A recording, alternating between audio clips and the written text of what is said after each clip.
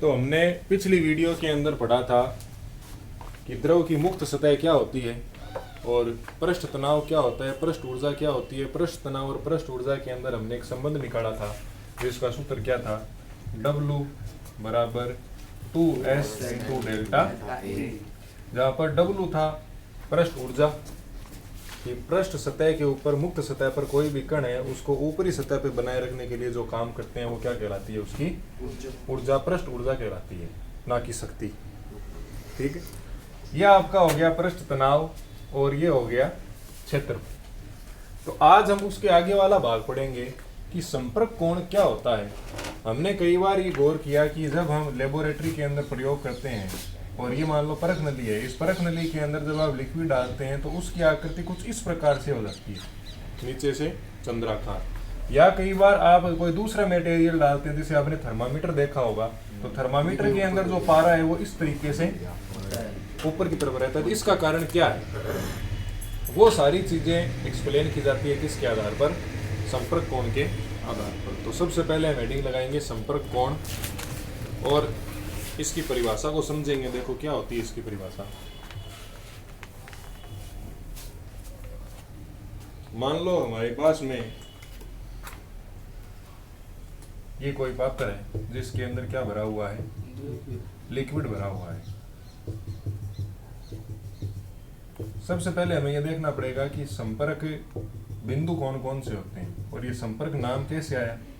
तो देखो द्रव के मैंने नॉर्मल सा एक फोटो बनाई है जो हम पहले भी बनाते आ रहे हैं। इसके अंदर कुछ विशेष बातें इनको गहराई से पढ़ना है कि मान लो मैं इसके अंदर 2 प्रकार के कणों को डॉट करता हूँ, 3 प्रकार के कणों को। एक कण यहाँ पर है, ये पहला कण है, ठीक है।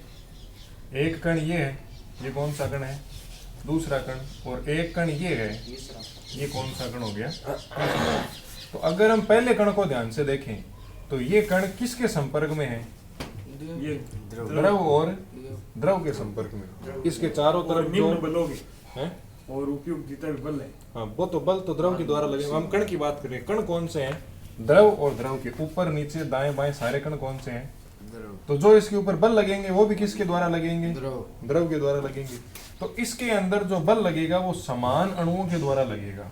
इसके द्वारा समान अणु के द्वारा इस पर बल लगाया जाएगा। और जो बल समान अणुओं के द्वारा लगाया जाता है उसे हम कह देते हैं सहसंजक बल। कौन सा बल कह देते हैं, सहसंजक बल। समान अणु तो सहसंजक बल।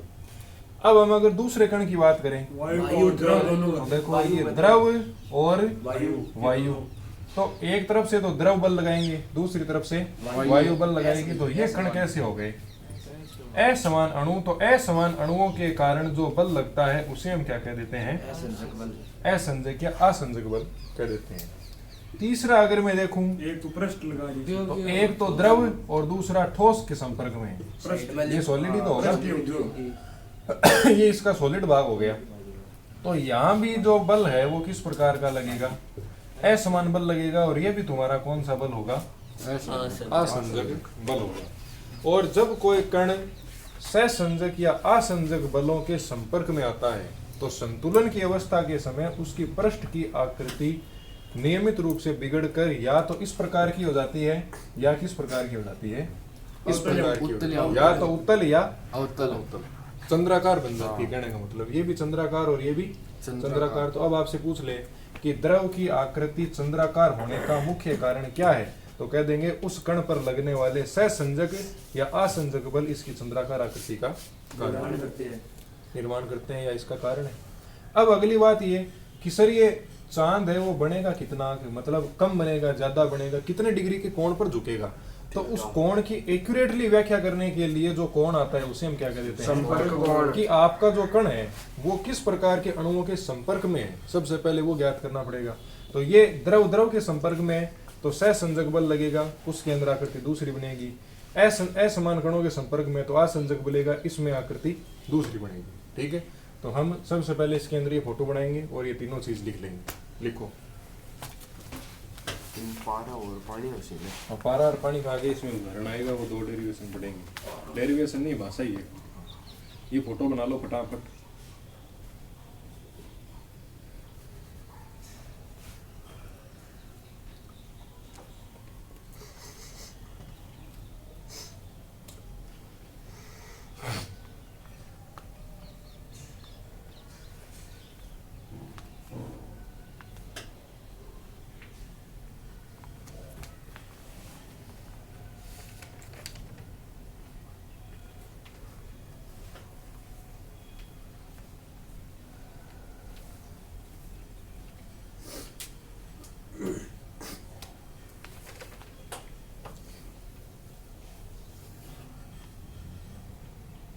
बना ली?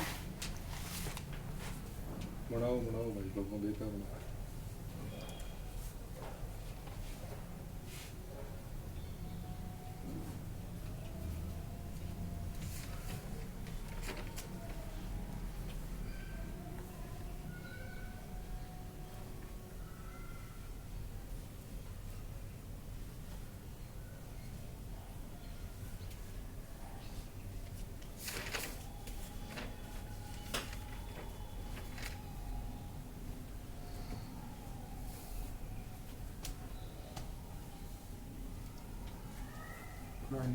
बना लिया। लिखो परिभाषा। किसी द्रव की मुक्त सतह का, किसी द्रव की मुक्त सतह का वह अणु, किसी द्रव की मुक्त सतह का वह अणु जो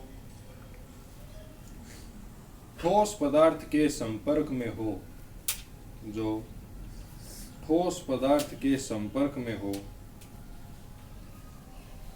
वमा उस अणु से द्रव की मुक्त सतह पर खींची गई स्पर्श रेखा, मुक्त सतह पर खींची गई स्पर्श रेखा तथा द्रव के अंदर ठोस कण के मध्य बना कोण, ठोस कण के मध्य बना कोण संपर्क कोण कहलाता है, संपर्क कोण कहलाता है।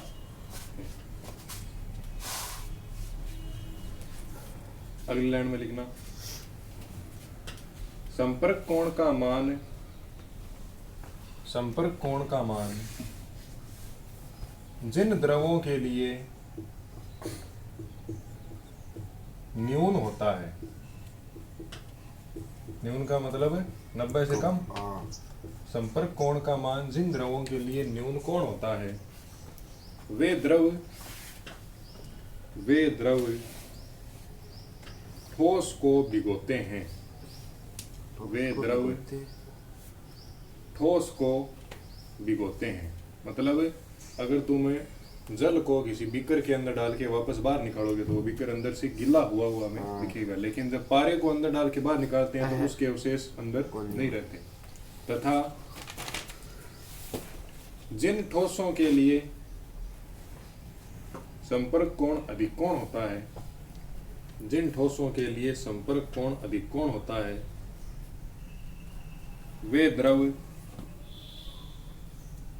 ठोसों को नहीं भिगोते, वे द्रव ठोसों को नहीं भिगोते। एग्जाम्पल लिख लो, पारा और पानी। जल के लिए न्यून कोण होता है और पारे के लिए अधिक कोण होता है। पारे का प्रतीक चिन्ह क्या होता है? पारे को प्रतीक चिन्ह केमिस्ट्री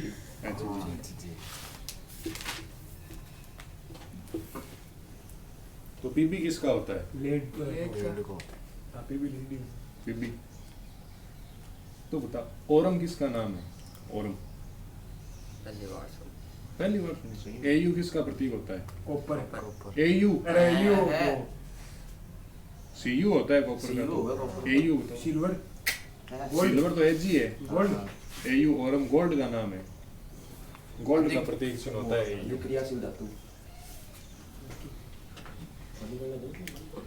लिख लिया?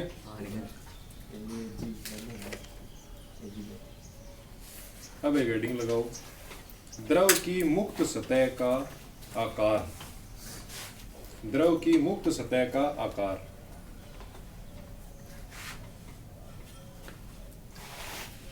द्रव की मुक्त सतह का आकार, इसमें लिखो द्रव की मुक्त सतह का आकार, द्रव की मुक्त सतह का आकार दो प्रकार के बलों द्वारा निर्धारित होता है। द्रव की मुक्त सतह का आकार दो प्रकार के बलों द्वारा निर्धारित होता है। दो प्रकार के बलों द्वारा निर्धारित होता है। नंबर 1 सहसंजक बल। सहसंजक बल और नंबर 2 असंजक बल। तो 1 नंबर हेडिंग लगा लो सहसंजक बल।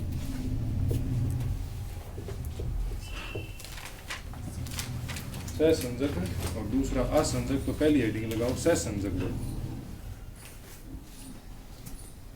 सहसंजक कौन सा होगा? तो समान प्रकृति के अणुओं की बीच लगेगा। तो लिखो किसी पदार्थ के समान प्रकृति वाले अणुओं के मध्य, किसी पदार्थ के समान प्रकृति वाले अणुओं के मध्य लगने वाला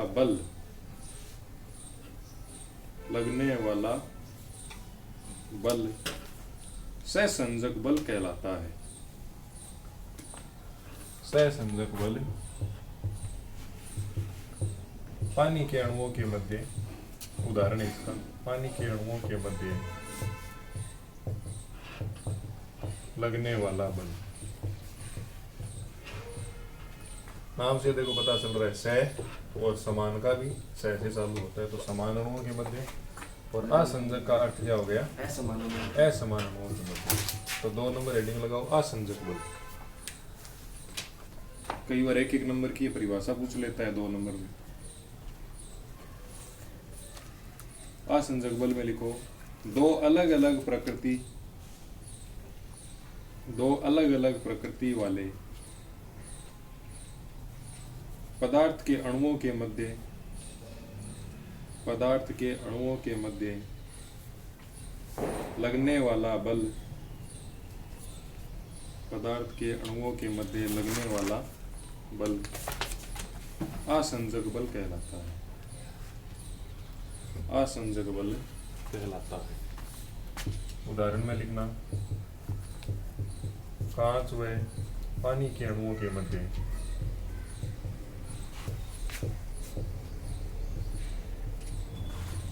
लगने वाला बल।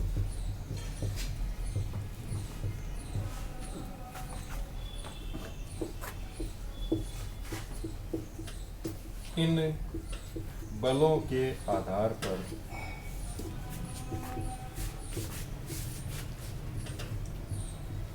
तरल की मुक्त सतह की आकृति उत्तल या